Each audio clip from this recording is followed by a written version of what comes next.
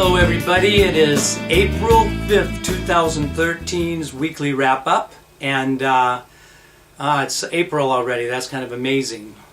Tax month, let's not even talk about that. Let's get into music here.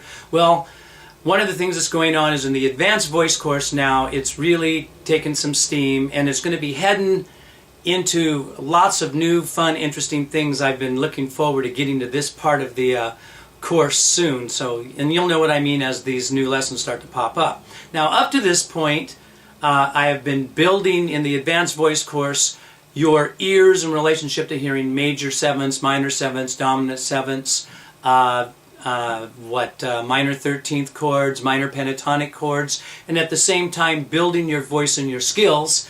And we've been spending quite a while right now just working on the difference between developing some good edge sound and power and ability to pull the mix up even higher than any of the other courses ever did, both in male and female voice. And as I've already stated, that both the approach towards the male voice and mix and the approach towards the female voice and mix were a little different, so I separated you guys for a little while and only talked about all the male stuff and only talked about all the female stuff to get some consistency going there.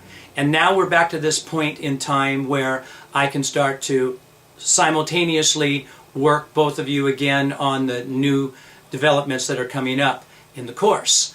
So keep working on your mix. That last exercise is the step 29 that was released this week, is all about understanding why I was doing what I was doing with the particular sounds and to get you to balance out your sound a little bit more. So anyway, that's what's going on this week in relationship to the advanced voice course.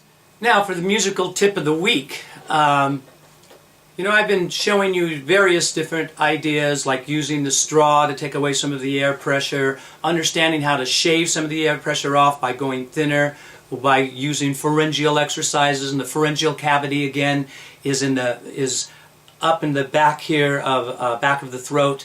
And what happens is that the sound bounces off the pharyngeal cavity and moves up into the nasal cavity, and that's how we start to get to the highs naturally moving up into that area that people talk about.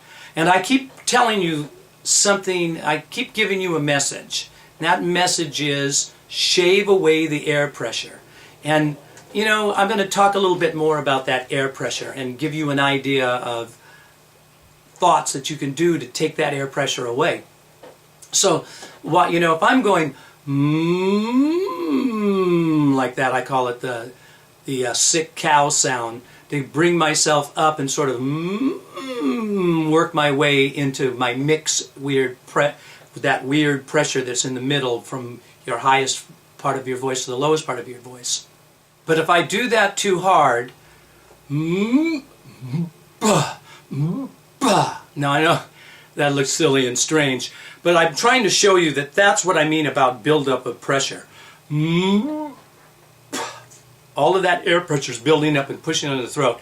Well, if that's happening to you as you're singing higher, you're not going to be able to take the notes up as high, because that pressure is going to build. The chords, when they blow open, you're done. Your voice stops, jams up, or cracks or breaks. So the idea is to keep this little thing, and when I say little thing, again, about the size of a nickel in an adult male and about the size of a dime in an adult female, vocal bands that have a tendon in them that's stretching, they're supposed to hold back all of this gigantic pressure. And as they do, and when you can do it correctly, it's easier to sing from the bottom of your range up to the top of your range. So you have to work on things that take away that air pressure. Hence why I had you do the little thing with the straw. Sometimes an NG sound, not sometimes, an NG sound is another good tool.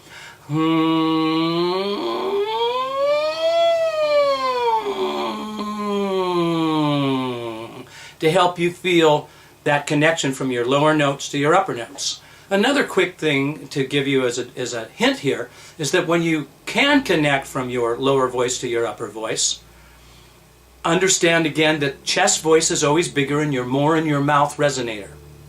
That means it's thicker and heavier, and that's where more air pressure is. As you move up into your higher notes, if you keep pulling that air pressure up, again you will jam up, activate the strap muscles, activate the digastric, hyoid muscles underneath the chin, any of these muscles getting involved also stop the voice box from doing its job.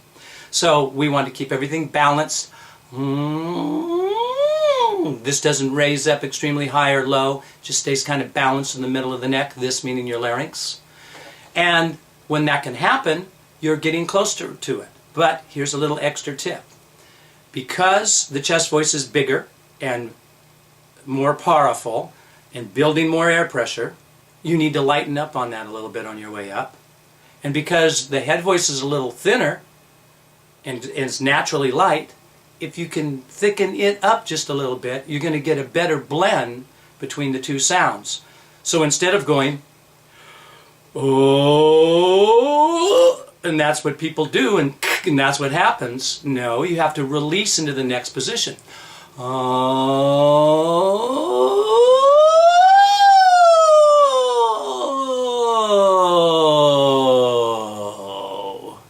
balanced. And it's easy then to access the full range of your voice.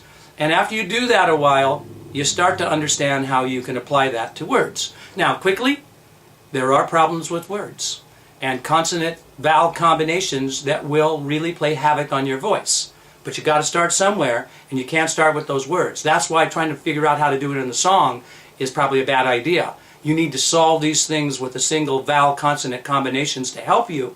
And then once that's done, then you can go to the songs, and I always say songs are like crossword puzzles full of all kinds of problems to solve. And one of the problems is just moving through your registers. So, quick hint, again, your tip for the week, and I shall see you guys next week. Looking forward to it. The site is growing. Again, please like us. It helps us, like everybody else building websites, it helps us. So if you can help us out there, we would appreciate it. Come on over, make comments. If you like something, if you don't like something, if you agree, if you disagree, anything here on YouTube to get involved with it so we can all learn. And with that said, I'll see you guys next week.